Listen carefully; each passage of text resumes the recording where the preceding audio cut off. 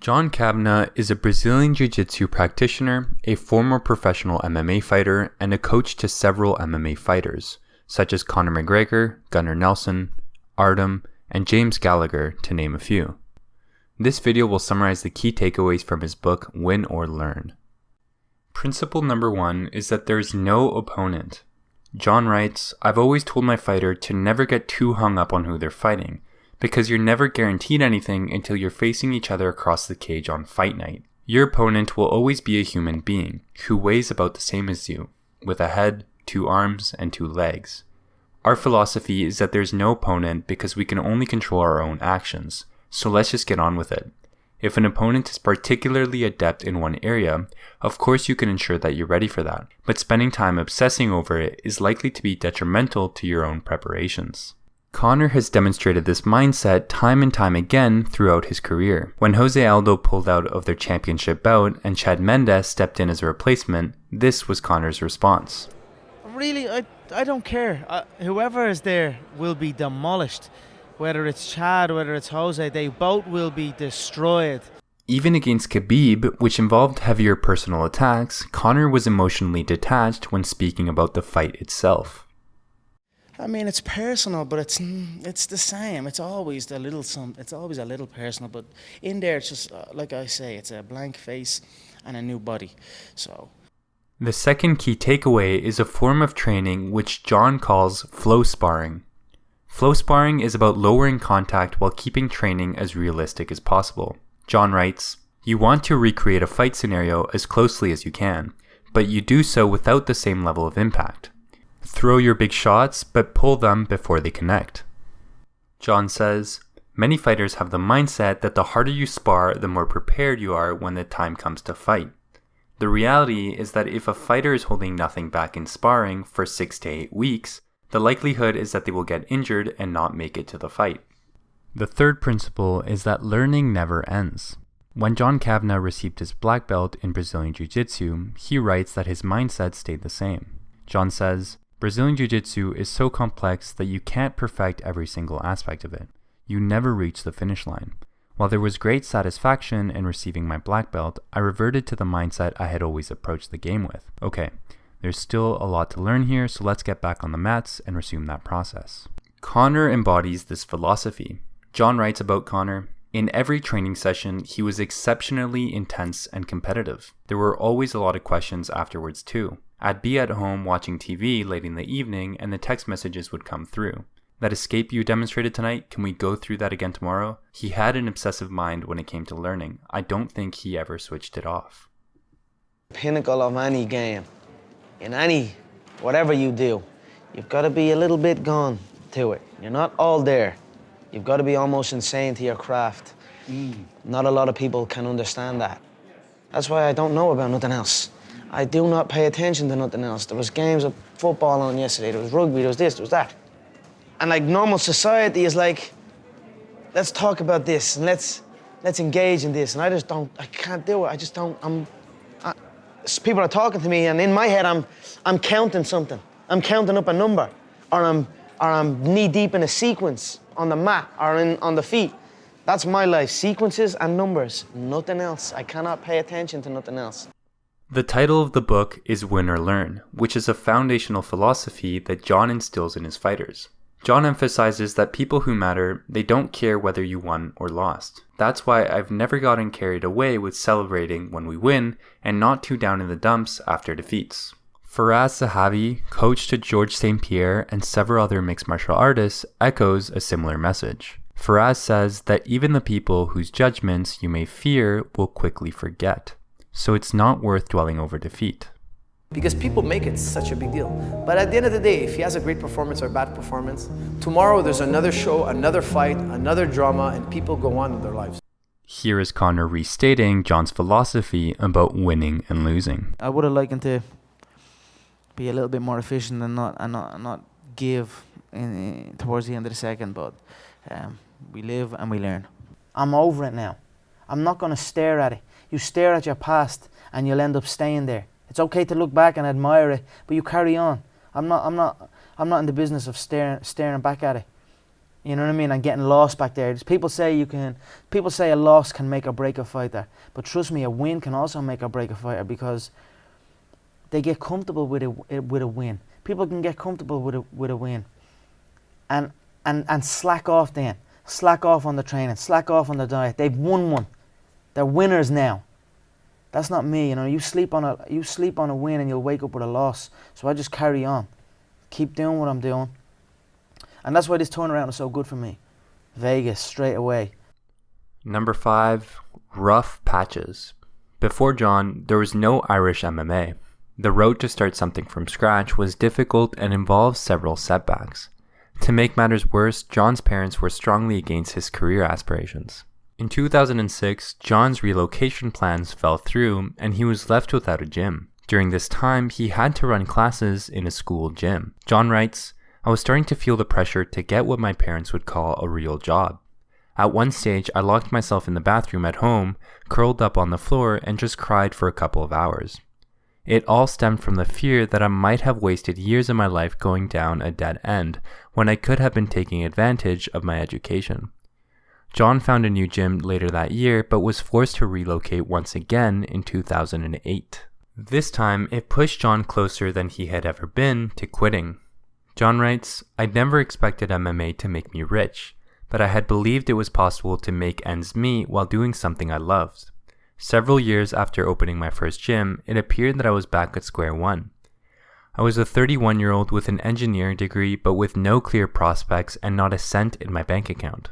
When I evaluated the pros and cons of continuing to pursue a career as an MMA coach, the cons heavily outweighed the pros." Conor too had his share of hard times on his journey to the top. After Conor's third professional fight, where he lost via submission, Conor went into a state of depression and refused to leave his bedroom. Conor's mother asked John to come over and speak with Conor to try to get him back on track. John writes, "When I opened the door to his room, he looked like he had seen a ghost. He certainly did not resemble the healthy young athlete I had gotten to know. I sat down on the bed and we started talking. I told Conor that I knew he was mixing with people he shouldn't have been mixing with and getting up to things he shouldn't have been getting up to. I told him that it clearly wasn't doing him any good. I asked him to tell me if I was wasting my time. Whatever you need, I'll provide, I said, but you don't take a step back or fall off this path. You've got to give me everything, 100%. Conor took it all on board, looked me in the eye and said, "You're right, let's do this." He accepted that he was throwing his life away and heading down a dangerous path. There were tears from both of us, but we made a commitment to each other there and then. John would always reel me back in, and reinforce the dream. You know what I mean? Let it say, "We can do it. Let's do it. This is what you need to do. We need to show up here. We need to put in more hours than everybody. It needs to be every single second of your life. There cannot be no outside." And then that's what happened.